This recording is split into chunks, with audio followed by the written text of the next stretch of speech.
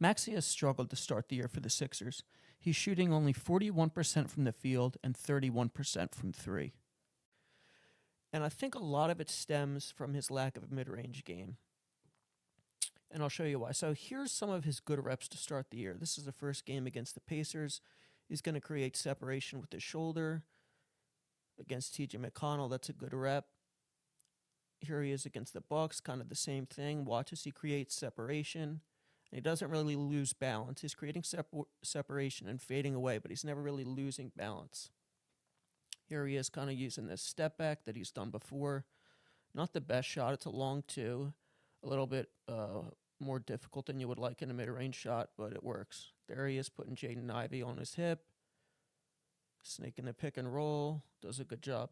Now, this ironically was one of his worst games of the year, but I think this is one of his best reps. And the reason for that is he gets to the middle of the floor, and that's the key to a good mid-range game. So watch how he just uses this little in and out dribble, get to the mid-range floor, shoots it. Now, this is where he starts to struggle. Now, the Houston Rockets are a really athletic team. He had a lot of misses in this game that kind of illustrate his issues. So here he is. He just kind of drives in, gets two guys on him, tries a little bit of a change of pace, just hoists up a wild shot. Here he is again against Toronto. He pushes off Grady Dick. Now, this is kind of like what he did in those first two clips against the Pacers and Bucks. But watch how his lower body is all out of whack, and it's not in sync with his upper body. He even kind of kicks that right leg out. And he's just way short. He's not in rhythm. Here he is again against the Magic. Again, I emphasize the importance of getting to the middle of the floor, which he does here, but he's off balance. And he uses his pivot foot, and he's just trying to finish over Franz Wagner, who has like a 7-foot wingspan. Here he is again against the Suns. Again, middle of the floor, but he's off balance. He doesn't really know what he's doing. He doesn't create enough separation. And again, look at that right leg just kick out. Just upper body and lower body not in sync. Here he is against Memphis. He spins. Again, it's just not in sync, way short.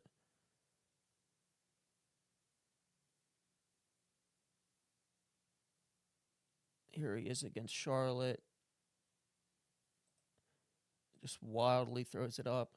He does have a change of pace game, but he only really uses it outside of the three-point line. And I'll get to that in a little bit.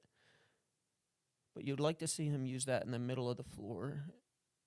Here again, just fading away. Wild shot. Now here he is in that same Bucks game that I showed earlier, but this time he just plants, pivots. He's way off balance. Here he is again against Detroit. Gets to the middle of the floor, but look at his body. Just not in sync. Kicks the right leg out again. Just way short. Just needs to do a better job of creating separation and staying on balance. So here's some clips that I picked up of other guys getting to their spots successfully. And here's Jared McCain, his teammate, who does a really good job for a rookie, and honestly for any NBA player, at getting to his spots. So watch how he gets to the middle of the floor. He bumps Dillon Brooks, but look at his body, just square to the basket, just fundamentally sound. When you compare it to Maxey, he's much more aligned to the basket. He's able to take that bump and knock the opposing player off balance while he stays on balance. Here he goes again. Watch this little dribble move right there. Get to the middle of the floor, and look at his body again. Very little movement, kicking his legs out or anything like that. Again, pushes off that little subtle push off to LaMelo, and then he rises up perfectly. He's not falling away off balance, kicking his legs out like Maxey does. Here's DeJounte Murray. He's struggling this year for mid-range, but I think he does a good job of getting to his spots and emphasizing how important it is. Again, get to the middle of the floor. Use that dribble to get to the middle of the floor. Easy look. Here's Dame, who I think is one of the best at it. Now watch, he doesn't even use his dribble to get to the middle of the floor. He starts at the middle of the floor, which is really key because Tatum here, when you start in the middle of the floor, the defender doesn't know if you're going right or left. Watch how he just keeps sagging off and how much room Dame has. All it takes is that one little jab at the end. So here's Maxey. I talked about how he uses change of pace to create shots from three, but not really inside the paint. And here's what I mean. You would like to see him incorporate some of this stuff into the paint. So here's a little bit of change of pace, stop on a dime, step back. It's a great look. He misses, but it's a great look. And here's from the playoffs last year again. Hartenstein bites right there. But again, it's outside the three-point line. Just scoops it up and in. And this is a part of his game that's really good.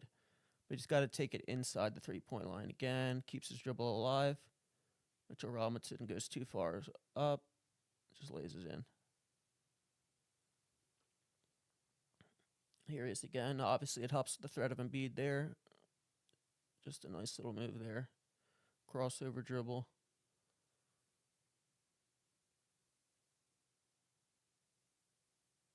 Here he is again. Defender and drop. That little jab gets free. Here he is against Detroit this year. Again, change of pace here. He gets defender to bite. But again, it's outside the three-point line. But he does have the potential for these type of moves. Watch Tobias bites. Easy. Here he is against the Rockets. But again, now this is what happens more often than not inside the three-point line. Yeah, defenders know once he's inside that three-point line, he's only going one speed. So he goes inside the three-point line, and then Amen Thompson, he's an elite defender, a great weak side defender. He's going to time this up anytime. It's just too easy. Got to incorporate the change of pace in that aspect of the game. Here he is again against Houston. Drives in. Doesn't get the foul call. There's a lot of plays like this where he tries to get the foul and he just doesn't get it. Here he is again. Takes off inside the three-point line. He's only going one speed. Dylan Brooks times him up.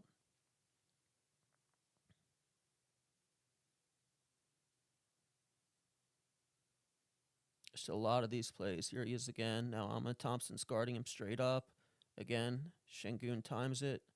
Close to a goaltend, but it was ruled a clean block. Again, only going one speed. Here's a really good example of the issue.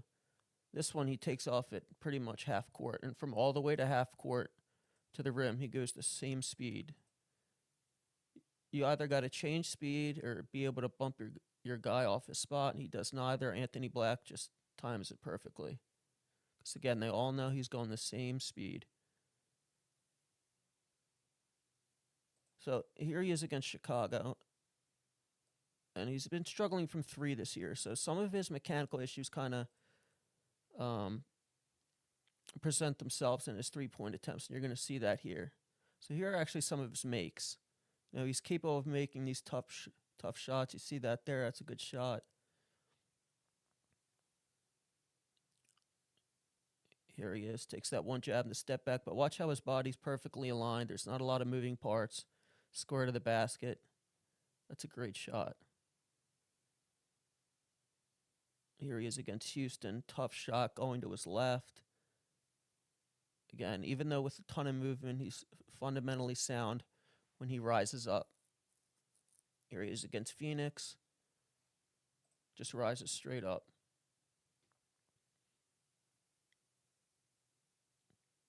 Now, this is probably his best shot of the year. He takes off from near the free throw line, and it's a three.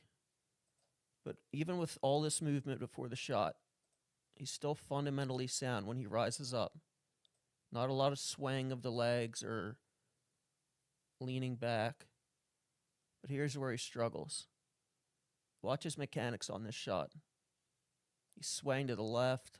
Look at the right leg kick out like we saw in the mid-range. And it's not even close.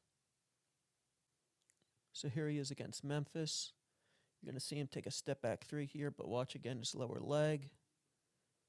Just kind of kicks that right leg forward. He's way off balance. And it's a bad miss. And then this is the final clip here. You're going to see him take a step back three. Again, he's kind of swaying that lower body. And again, it's not even close. So I think he's due for some positive regression. He's a way better shooter than the stats show so far. But I also think a lot of his issues stem from his inability to have any sort of success in the mid-range. And that's definitely something he needs to work on to get to that next level.